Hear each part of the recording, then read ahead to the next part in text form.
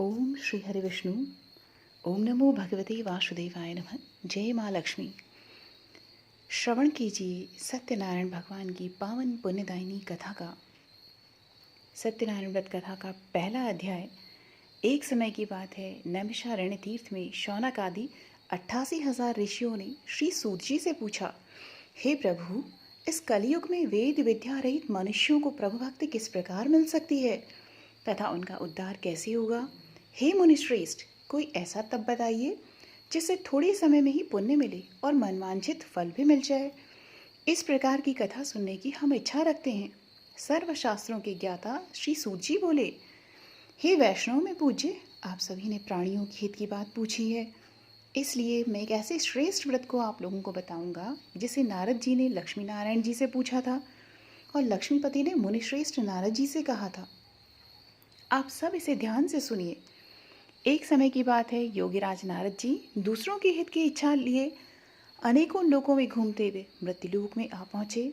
यहाँ उन्होंने अनेक योनियों में जन्मे प्राय सभी मनुष्यों को अपने कर्मों द्वारा अनेकों दुखों से पीड़ित देखा। उनका दुख देख नारद जी सोचने लगे कि कैसा यत्न किया जाए जिसके करने से निश्चित रूप से मानव के दुखों का अंत हो जाए। इसी विचार पर मनन करते हुए वह विष्णुलोक में गए। वहाँ वह देवों के ईश भगवान नारायण की स्तुति करने लगे, जिनके हाथों में शंख, चक्र, गदा और पद्म थे। गले में वरमाला पहने हुए थे। स्तुति करते हुए नारद जी बोले, हे भगवान, आप अत्यंत शक्ति से संपन्न हैं। मन तथा वाणी भी आपको नहीं पा सकती है। आपका आदि, मध्य तथा अंत नहीं है। निर्गुण स्वरूप सृष्टि के कारण भक्तों के दुखों को दूर करने वाले आपको मेरा नमस्कार है। नारद जी की स्तुति सुन विष्णु भगवान बोले, हे मुनिश्रेष्ठ, आपके मन में क्या बात है? आप किस काम के लिए पधारे हैं? उसे निसंकोच कहिए। इस पर नारद मुनि बोले कि मृत्युलोक में अनेक योनियों में जन्मे मनुष्य अपने कर्मों के द्वारा अनेकों दुखों से दुखी हो रहे हैं। हे नाथ, आप मुझ पर कृपा पर दया रखते हैं तो बताइए कि वो मनुष्य थोड़े प्रयास से ही अपने दुखों से कैसे छुटकारा पा सकते हैं। श्री हरि बोले, हे नारद, मनुष्यों की भलाई के लिए तुमने बहुत अच्छी बात पूछी है। जिसके करने से मनुष्य मोह से छूट जाता है, वह बात मैं तुमसे कहता हूँ, उसे ध्यानपूर्वक सुनो। स्वर्गलोक व मृत्युलोक दोनों में एक दुर्लभ उत्तम व्रत है जो पुण्य देने वाला है। आज प्रेम वश होकर मैं तुमसे उसे कहता हूँ। श्री सत्यनारायण भगवान का यह व्रत अच्छी तरह विधान पूर्वक करके मनुष्य तुरंत ही यहाँ सुख भोग कर मरने पर मोक्ष प्राप्त करता है। श्री हरि के वचन सुन नारद जी बोले कि उस व्रत का फल क्या है और उसका विधान क्या है। यह व्रत किसने किया था, इस व्रत को किसे करना चाहिए, किस दिन करना चाहिए, सभी कुछ विस्तार से बतलाइए। नारद जी की बातें सुनकर भगवान श्री हरि बोले, दुख व शोक को दूर करने वाला यह व्रत सभी स्थानों पर विजय दिलाने वाला है। मानव को भक्ति व श्रद्धा के साथ शाम को श्री सत्यनारायण की पूजा धर्मपरायण होकर ब्राह्मणों व बंधुओं के साथ करनी चाहिए। भक्ति भाव से ही नैवेद्य, केले का फल, घी, दूध और गेहूं का आटा सवाया ले। गेहूं के स्थान पर साटी का आटा, शक्कर तथा गुड़ लेकर वह सभी भक्षण योग्य पदार्थों को मिलाकर भगवान को भोग लगाएं। ब्राह्मणों सहित बंधु बांधवों को भी भोजन कराएं। उसके बाद स्वयं भोजन करें। भजन कीर्तन के साथ भगवान की भक्ति में लीन हो जाएं। इस तरह से सत्यनारायण भगवान का यह व्रत करने पर मनुष्य की सारी इच्छाएं निश्चित रूप से पूरी होती हैं। इस कलिकाल अर्थात कलयुग में मृत्युलोक में मोक्ष का यही एक सरल उपाय बताया गया है। इति श्री सत्यनारायण व्रत कथा का प्रथम अध्याय संपूर्णम। श्रीमन्नारायण नारायण नारायण, भजमन नारायण नारायण नारायण, श्रीमन्नारायण नारायण नारायण। श्री सत्यनारायण कथा का द्वितीय अध्याय। सूत जी बोले, हे ऋषियों, जिसने पहले समय में इस व्रत को किया था उसका इतिहास कहता हूँ, ध्यान से सुनो। सुंदर काशीपुरी नगरी में एक अत्यंत निर्धन ब्राह्मण रहता था। वह भूख प्यास से परेशान व धरती पर घूमता रहता था। ब्राह्मणों से प्रेम करने वाले भगवान ने एक दिन ब्राह्मण का वेश धारण कर उसके पास जाकर पूछा, हे विप्र, नित्य दुखी होकर तुम पृथ्वी पर क्यों घूमते हो? दीन ब्राह्मण बोला, मैं निर्धन ब्राह्मण हूँ, भिक्षा के लिए धरती पर घूमता हूँ। हे भगवान, यदि आप इसका कोई उपाय जानते हो तो बताइए। वृद्ध ब्राह्मण कहता है कि सत्यनारायण भगवान मनोवांछित फल देने वाले हैं, इसलिए तुम उनका पूजन करो। इसे करने से मनुष्य सभी दुखों से मुक्त हो जाता है। वृद्ध ब्राह्मण बनकर आए सत्यनारायण भगवान उस निर्धन ब्राह्मण को व्रत का सारा विधान बताकर अंतर्ध्यान हो गए। ब्राह्मण मन ही मन सोचने लगा कि जिस व्रत को वृद्ध ब्राह्मण करने को कह गया है, मैं उसे जरूर करूंगा। यह निश्चय करने के बाद उसे रात में नींद भी नहीं आई। वह सवेरे उठकर सत्यनारायण भगवान के व्रत का निश्चय कर भिक्षा के लिए चला गया। उस दिन निर्धन ब्राह्मण को भिक्षा में बहुत धन मिला, जिससे उसने बंधु बांधवों के साथ मिलकर भगवान श्री सत्यनारायण भगवान का व्रत संपन्न किया। भगवान सत्यनारायण का व्रत संपन्न करने के बाद वह निर्धन ब्राह्मण सभी दुखों से छूट गया और अनेक प्रकार की संपत्तियों से युक्त हो गया। उसी समय से यह ब्राह्मण हर माह इस व्रत को करने लगा। इस तरह से सत्यनारायण भगवान के व्रत को जो मनुष्य करेगा वह सभी प्रकार के पापों से छूटकर मोक्ष को प्राप्त होगा। जो मनुष्य इस व्रत को करेगा वह भी सभी दुखों से मुक्त हो जाएगा। सूत जी बोले कि इस तरह से नारद जी से नारायण जी का कहा हुआ श्री सत्यनारायण व्रत को मैंने तुमसे कहा। हे विप्रो, मैं अब और क्या कहूँ? ऋषि बोले, हे मुनिवर, संसार में उस विप्र से सुनकर और किस किस ने इस व्रत को किया, हम सब इस व्रत बात को सुनना चाहते हैं।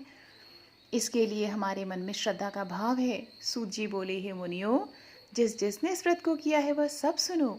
एक समय वही विप्र धन और ऐश्वर्य के अनुसार अपने बंधु बांधवों के साथ इस व्रत को करने को तैयार हुआ। उसी समय एक लकड़ी बेचने वाला बूढ़ा आदमी आया और लकड़ियां बाहर रखकर अंदर ब्राह्मण के घर में गया। प्यास से दुखी व लकड़हारा उनको व्रत करते देख विप्र को नमस्कार कर पूछने लगा, आप ये क्या कर रहे हैं तथा इसके करने से क्या फल मिलेगा, कृपया मुझे बताइए। ब्राह्मण ने कहा कि सब मनोकामनाओं को पूरा करने वाला यह सत्यनारायण भगवान का व्रत है। इनकी कृपा से ही मेरे घर में धन धान्य आदि की वृद्धि भी है। विप्र से सत्यनारायण व्रत के बारे में जानकर लकड़हारा बहुत प्रसन्न हुआ। चरणामृत लेकर वह प्रसाद खाने के बाद वह अपने घर गया। लकड़हारे ने अपने मन में संकल्प किया कि आज लकड़ी बेचने से जो धन मुझे मिलेगा उसी से मैं भगवान श्री सत्यनारायण का उत्तम व्रत करूंगा। मन में इस विचार को लेकर बूढ़ा आदमी सर पर लकड़ियां रखकर उस नगर में बेचने गया जहाँ धनवान लोग रहते थे। उस नगर में उसे अपनी लकड़ियों का दाम पहले से 4 गुना अधिक मिला। बूढ़ा ब्राह्मण प्रसन्नता के साथ दाम लेकर केले, शक्कर, घी, दूध, दही और गेहूं का आटा ले और सत्यनारायण भगवान के व्रत की अन्य सामग्रियां लेकर अपने घर गया। वहां उसने अपने बंधु बांधवों को बुलाकर विधि विधान के साथ भगवान सत्यनारायण का पूजन और व्रत किया। इस व्रत के प्रभाव से वह बूढ़ा लकड़हारा धन पुत्र आदि से युक्त होकर संसार के समस्त सुख भोग कर अंतकाल में बैकुंठ धाम चला गया। इति श्री सत्यनारायण व्रत कथायामो 2य अध्याय संपूर्णम। श्रीमन्नारायण नारायण नारायण भजमन नारायण नारायण नारायण। श्री सत्यनारायण भगवान की जय हो। श्री सत्यनारायण कथा का 3य अध्याय। सूत जी बोले, हे श्रेष्ठ मुनियों, अब आगे की कथा कहता हूँ। पहले समय में उल्कामुख नाम का एक बुद्धिमान राजा था। वह सत्यवक्ता और जितेंद्रिय था। प्रतिदिन देवस्थानों पर जाता और निर्धनों को धन देकर उनके कष्ट दूर करता था। उसकी पत्नी कमल के समान मुख वाली तथा सती साध्वी थी। भद्रशिला नदी के तट पर उन दोनों ने श्री सत्यनारायण भगवान का व्रत किया। उसी समय साधु नाम का एक वैश्य आया। उसके पास व्यापार करने के लिए बहुत सा धन भी था। राजा को व्रत करते देखकर वह विनय के साथ पूछने लगा, हे राजन, भक्तिभाव से पूर्ण होकर आप ये क्या कर रहे हैं? मेरी सुनने की इच्छा है, आप मुझे बताइए। राजा बोला, हे साधु, अपने बंधु बांधवों के साथ पुत्रादि की प्राप्ति के लिए महाशक्तिमान श्री सत्यनारायण भगवान का व्रत पूजन कर रहा हूँ। राजा के वचन सुनकर साधु आदर से बोला, हे राजन, मुझे इस व्रत का सारा विधान कहिए। आपकी कथा अनुसार मैं भी इस व्रत को करूंगा। मेरी भी संतान नहीं है और इस व्रत को करने से निश्चित रूप से मुझे संतान की प्राप्ति होगी। राजा से व्रत का सारा विधान सुन व्यापार से निवृत्त हो वह अपने घर गया। साधु वैश्य ने अपनी पत्नी को संतान देने वाले इस व्रत का वर्णन कह सुनाया और कहा कि जब मेरी संतान होगी तब मैं इसे अवश्य करूंगा। साधु ने इस तरह के वचन अपनी पत्नी लीलावती से कहे। एक दिन लीलावती पति के साथ आनंदित हो सांसारिक धर्म में प्रवृत्त होकर सत्यनारायण भगवान की कृपा से गर्भवती हो गई। 10वें महीने में उसके गर्भ से एक सुंदर कन्या ने जन्म लिया। दिनों दिन वह ऐसे बढ़ने लगी जैसे कि शुक्ल पक्ष का चंद्रमा बढ़ता है। माता पिता ने अपनी कन्या का नाम कलावती रखा। एक दिन लीलावती ने मीठे शब्दों में अपने पति को याद दिलाया कि आपने सत्यनारायण भगवान के जिस व्रत को करने का संकल्प किया था उसे करने का समय आ गया है। आप इस व्रत को करिए। साधु बोला कि हे प्रिय, इस व्रत को मैं उसके विवाह पर करूँगा। इस प्रकार अपनी पत्नी को आश्वासन दे गए वह नगर को चला गया। कलावती पिता के घर में रहकर वृद्धि को प्राप्त हो गई। साधु ने एक बार नगर में अपनी कन्या को सखियों के साथ देखा तो तुरंत ही दूत को बुलाया और कहा कि मेरी कन्या के योग्य वर को देखकर आओ। साधु की बात सुनकर दूत कंचन नगर में पहुंचा और वहां देखभाल कर लड़की के लिए सुयोग्य वाणिक पुत्र को ले आया। सुयोग्य लड़के को देख साधु ने बंधु बांधवों को बुलाकर अपनी पुत्री का विवाह कर दिया। लेकिन दुर्भाग्य की बात यह है कि साधु ने अभी भी श्री सत्यनारायण भगवान का व्रत नहीं किया। इस पर श्री भगवान क्रोधित हो गए और श्राप दिया कि साधु को अत्यधिक दुख मिले। अपने कार्य में कुशल साधु बनिया जमाई को लेकर समुद्र के पास स्थित होकर रत्नसारपुर नगर में गया। वहां जाकर दामाद ससुर दोनों मिलकर चंद्रकेतु राजा के नगर में व्यापार करने लगे। एक दिन भगवान सत्यनारायण की माया से एक चोर राजा का धन चुराकर भाग रहा था। उसने राजा के सिपाहियों को अपना पीछा करते देख चुराया हुआ धन वहां रख दिया जहां साधु अपनी जमाई के साथ ठहरा हुआ था। राजा के सिपाहियों ने साधु वैश्य के पास राजा का धन पड़ा देखा तो वह ससुर जमाई दोनों को बांधकर प्रसन्नता से राजा के पास ले गए और कहा कि उन दोनों चोरों को हम पकड़ लाए हैं, आप आगे की कार्यवाही की आज्ञा दें। राजा की आज्ञा से उन दोनों को कठिन कारावास में डाल दिया गया और उनका सारा धन भी उनसे छीन लिया गया। श्री सत्यनारायण भगवान से श्राप से कि जो साधु की पत्नी भी बहुत दुखी हुई। घर में जो धन रखा था उसे चोर चुरा कर ले गए। शारीरिक तथा मानसिक पीड़ा व भूख प्यास से अति दुखित हो अन्न की चिंता में कलावती के ब्राह्मण के घर गई। वहां उसने श्री सत्यनारायण भगवान का व्रत होते देखा। फिर कथा भी सुनी। वह प्रसाद ग्रहण कर रात को घर वापस आई। माता ने कलावती से पूछा कि हे पुत्री, तुम अब तक कहाँ थी? तुम्हारे मन में क्या है? कलावती ने अपनी माता से कहा, हे माता, मैंने एक ब्राह्मण के घर में श्री सत्यनारायण भगवान का व्रत देखा है। कन्या के वचन सुन लीलावती भगवान के पूजन की तैयारी करने लगी। लीलावती ने परिवार और बंधुओं सहित श्री सत्यनारायण भगवान का पूजन किया और उनसे वर मांगा कि मेरे पति तथा जमाई शीघ्र घर आ जाएं। साथ ही यह भी प्रार्थना की कि हम सबका अपराध क्षमा करें। श्री सत्यनारायण भगवान इस व्रत से संतुष्ट हो गए और राजा चंद्रकेतु को सपने में दर्शन दिया और कहा कि हे राजन, तुम उन दोनों वैश्यों को छोड़ दो और उनका जो तुम धन तुमने लिया है उसे वापस कर दो।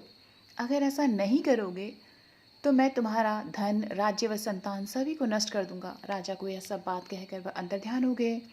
प्रातःकाल सभा में राजा ने अपना सपना सुनाया। फिर बोले कि वाणिक पुत्रों को कैद से मुक्त कर सभा में लाओ। दोनों ने आते ही राजा को प्रणाम किया।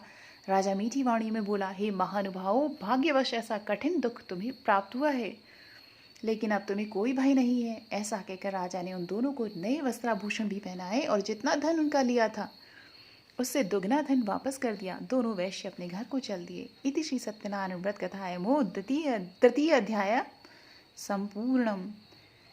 श्रीमन नारायण नारायण नारायण भजवन नारायण नारायण नारायण। सब बोलिए श्री सत्यनारायण भगवान की जय हो। श्री सत्यनारायण कथा चतुर्थ अध्याय। सूत जी बोले, वैश्य ने मंगलाचार करके अपनी यात्रा आरंभ की और अपने नगर की ओर चल दिया। उनके थोड़ी दूर जाने पर एक दंडी वेशधारी श्री सत्यनारायण भगवान ने उनसे पूछा, हे साधु, तेरी नाव में क्या है? अभिमानी वाणिक हंसता हुआ बोला, हे दंडी, आप क्यों पूछते हो? क्या धन लेने की इच्छा है?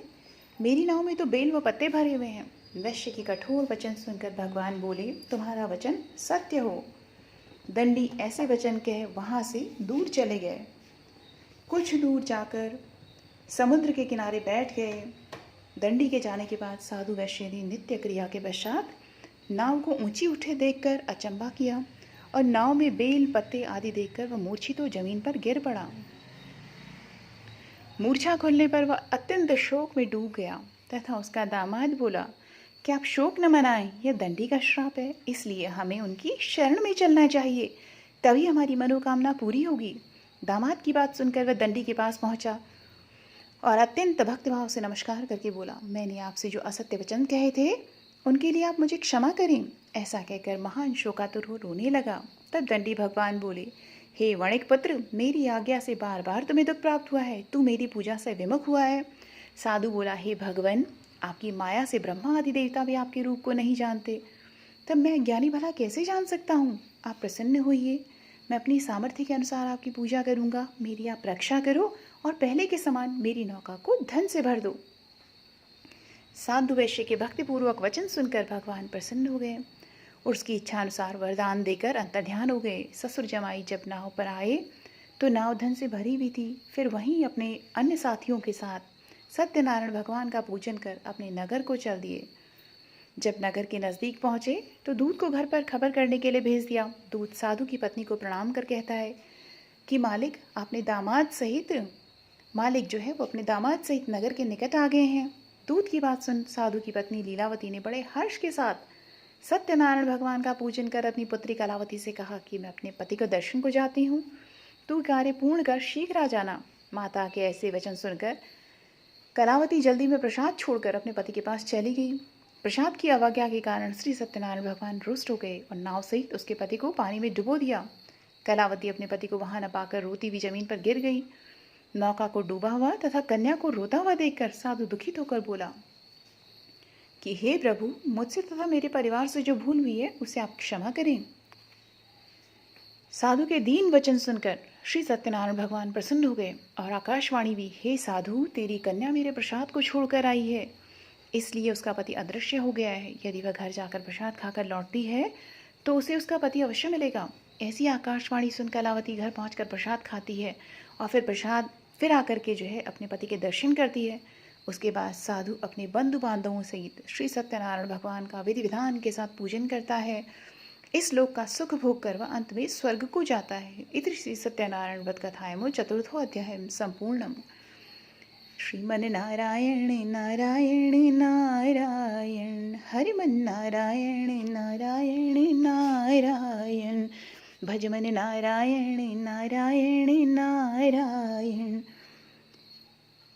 श्री सत्यनारायण व्रत कथा पंचम अध्याय। सूत जी बोले, हे ऋषियों, मैं और भी एक कथा सुनाता हूँ, उसे भी ध्यान पूर्वक सुनो। प्रजापालन में लीन तुंगध्वज नाम का एक राजा था। उसने भी भगवान का प्रसाद त्याग कर बहुत ही दुख पाया। एक बार वन में जाकर वन्य पशुओं को मारकर वह बड़ के पेड़ के नीचे आया। वहाँ उसने ग्वालों को भक्तिभाव से अपने बंधु बांधवों के सहित सत्यनारायण भगवान का पूजन करते देखा। अभिमानवश न राजा वहाँ गया और न उसने प्रसाद ही ग्रहण किया और ना ही उसने भगवान को नमस्कार किया। ग्वालों ने राजा को प्रसाद दिया, लेकिन वह प्रसाद नहीं खा करके प्रसाद को वहीं छोड़कर अपने नगर को चला गया।